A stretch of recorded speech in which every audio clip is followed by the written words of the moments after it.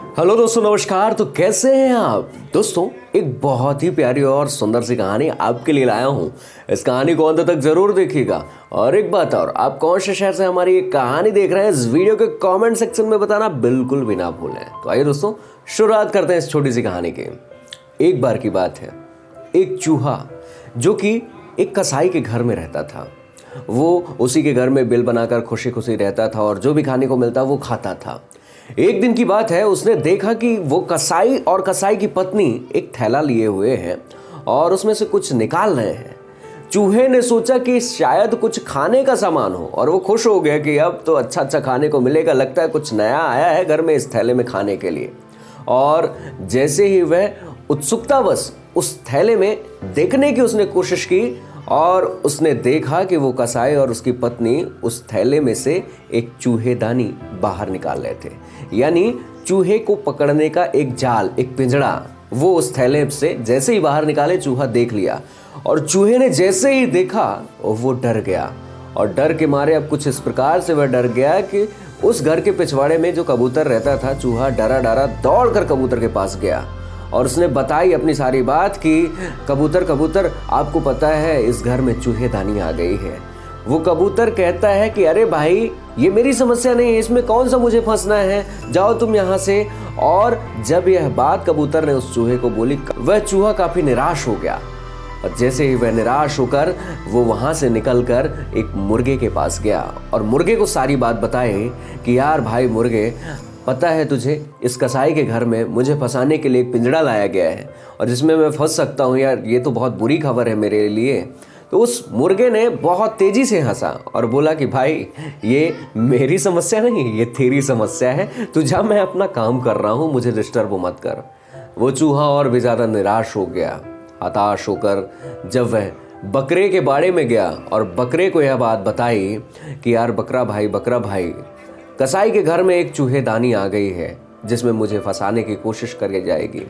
तू बता मैं क्या करूं, मैं काफी डर गया हूं। बकरा यह बात सुनकर बहुत तेजी से हंसने लगा, बहुत लोटपोट हो गया हंस हंस के और बोला, अरे भाई, मेरा शरीर इतना बड़ा है, मैं नहीं फंस सकता उसमें, ये तेरी समस्या, तू सोच तुझे क्या करना है, तू जाए यहाँ से, मैं अभी एक घास चर रहा हूँ। और जैसे ही वह हताश होकर चूहा वहां गया, उसी रात वह पिंजड़ा कसाई की पत्नी ने एक कोने में रख दिया और जैसे ही कोने में रख दिया और एक खटाक की आवाज आई। खटाक की आवाज आते ही अब कसाई और कसाई की पत्नी को पता चल गया कि लगता है चूहा फंस गया। लेकिन उस पिंजड़े में एक सांप फंस गया था जिसकी थोड़ी सी पूंछ बस बाहर थी, बाकी पूरा सांप अंदर था। अब उसकी पत्नी जैसे ही अंधेरे में आई, अंधेरा होने की वजह से उसने सोचा कि यह चूहे की पूंछ है और जैसे ही पिंजड़े से उसे निकाला, वह सांप उसे तेजी से डस लिया।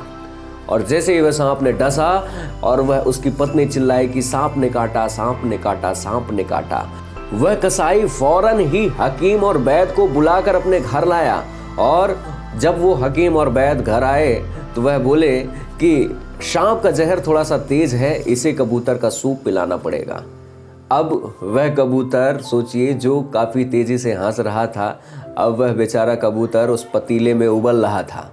और जैसे ही उसे कबूतर का सूप पिलाया गया, उसके बाद उसके रिश्तेदारों को जब यह बात पता चली कि सांप काट लिया उसकी पत्नी को, तो वो देखने आए और उन्हें भोजन का प्रबंध कराने के लिए उनके लिए उसने उस मुर्गे को काट दिया और सभी को खिला दिया। अब वह मुर्गा भी गया जो कि काफी हंस रहा था और ये बोल रहा था, भाई ये मेरी समस्या नहीं, ये तेरी समस्या है। उसका भी काम तमाम हो गया। और जब उसकी पत्नी अच्छे से ठीक हो गए तो उसने सोचा कि यार, मेरी पत्नी का जीवन दान मिल गया, अब मैं पूरे गांव वालों को एक बार खाना खिला दूं। और जब दावत के लिए उसने प्रोग्राम रखा तो उसने उस बकरे को भी हलाल कर दिया। दोस्तों सोचिए, ये एक छोटी सी कहानी हम सभी को एक बहुत बड़ी सीख देती है कि आज के समय में इंसानियत लोगों के अंदर से खत्म होती जा रही है। सामने वाले की समस्या का हम मजाक उड़ाते हैं, खिल्ली उड़ाते हैं। ऐसा कभी मत करना दोस्तों, वो ऊपर वाला सब देखता है। ऐसा नहीं है कि आपके ऊपर कभी समस्या नहीं आएगी। जब भी किसी के ऊपर समस्या आए तो उसका मजाक ना उड़ाएं, उसे साहस दें, उसे समझाएं कि परेशान मत हो, उसे यह बताएं कि मैं तुम्हारे साथ हूं तुम्हारी समस्या में। कभी भी उसका मजाक ना उड़ाएं। यह कहानी पसंद आई हो तो इस कहानी को दिल से लाइक करें और औरों तक जरूर शेयर करें।